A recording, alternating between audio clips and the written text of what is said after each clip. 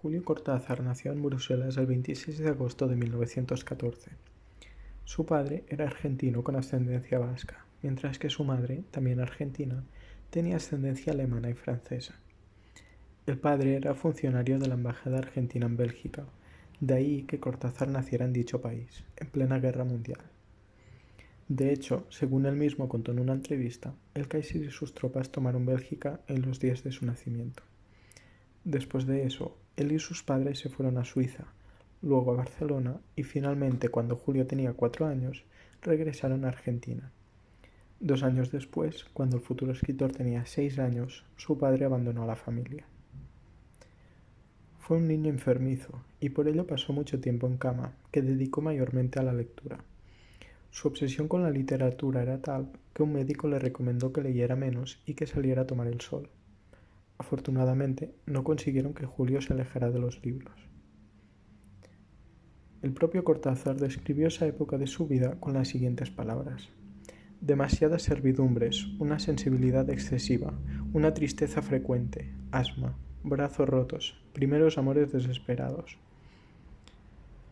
Fue escritor desde muy pequeño y escribió su primera novela a los 9 años.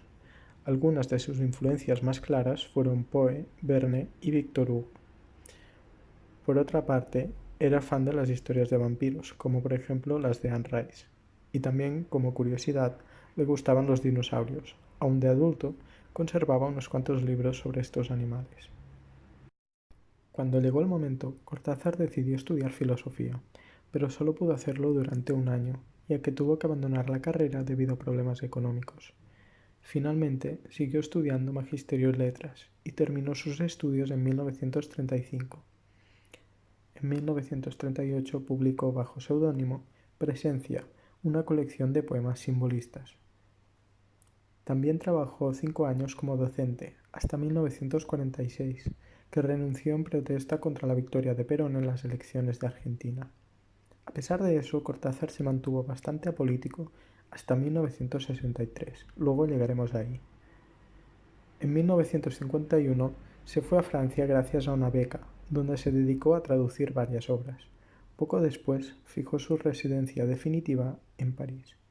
Entre sus aficiones se encontraban el jazz y los combates de boxeo. De hecho, llegó a ser comentarista de boxeo, pero fue despedido porque se emocionaba demasiado al narrar los combates y la gente no entendía lo que decía.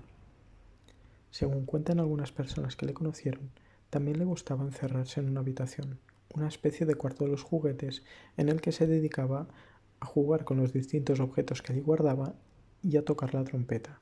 Aunque no sabemos si ese cuarto realmente existía, lo que sí sabemos es que tocaba la trompeta, ya que se conservan algunas fotos e incluso él mismo llegó a confesar esta afición.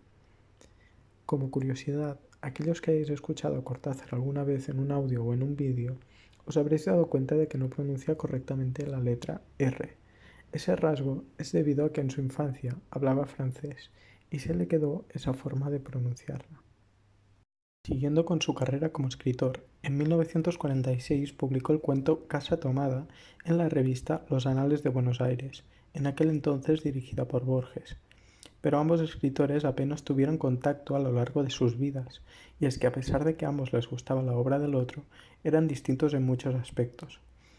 Borges lo resumiría unos años después de la siguiente manera: me sentí muy orgulloso de haber sido el primero que publicó un texto de Julio Cortázar, y luego nos vimos un par de veces en la UNESCO. Desde entonces, él está en París y yo estoy en Buenos Aires. Creo que profesamos credos políticos bastante distintos, pero pienso que, al fin y al cabo, las opiniones son lo más superficial que hay en alguien, y además, a mí los cuentos fantásticos de Cortázar me gustan. En 1950 publicó Bestiario con su nombre, Julio Cortázar, es decir, salió del anonimato, ya que hasta entonces solo había publicado bajo seudónimo. Aunque este libro tendría cierto éxito, Cortázar se convirtió en un escritor admirado en el año 1963, con la publicación de Rayuela.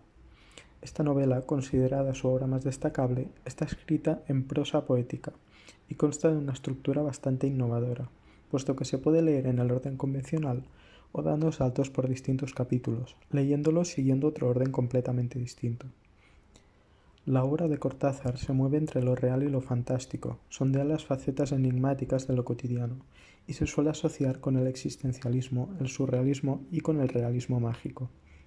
Predominan, cito textualmente, aunque desconozco la fuente, el instinto, el azar, el goce de los sentidos, el humor y el juego. Como sabréis, pertenecía al boom de la literatura hispanoamericana, y así como curiosidad, cabe mencionar que, como a muchos otros autores, le gustaba escribir cartas. Llegó a escribir más de 1000, y con ellas también aprendió a escribir de la manera en que lo harían sus cuentos y novelas, es decir, con un estilo aparentemente natural, fluido, pero que en realidad era fruto de muchas reescrituras, es decir, no era realmente un lenguaje natural, sino que le costaba mucho trabajo conseguir que aparentara serlo. Aproximadamente en la misma época en la que publicó Rayuela, alrededor de 1962, visitó Cuba. A partir de entonces se convirtió en una persona completamente distinta. Cuando se habla de esta etapa de su vida, se suele referirse a ella como la del Cortázar político, y es que de ser un introvertido amante del jazz, el boxeo y la literatura, pasó a ser un activista político, socialista, apoyar el régimen castrista y la revuelta sandinista. Su compromiso con la política y con la situación de Latinoamérica era tal que llegó a donar varios de sus derechos de autor para ayudar a presos políticos de Argentina, de su país. Según Mario Vargas Llosa, este cambio se produjo en 1967, cuando Cortázar terminó su relación con Aurora. Lo que está claro es que entre esos años, 1962 y 1967, su vida dio un vuelco.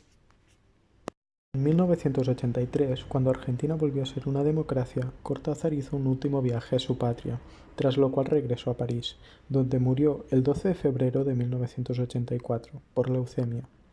Según Cristina Peri Rossi, las causas de la muerte fueron mucho más complejas. Para los que os interese indagar más en este tema, os dejo un enlace en la descripción. Y si queréis conocer más cosas sobre Cortázar, existe un escrito de Mario Vargas Llosa llamado La trompeta de Deia, en el que habla de la vida de Cortázar de una manera breve pero intensa. También os dejo el enlace en la descripción.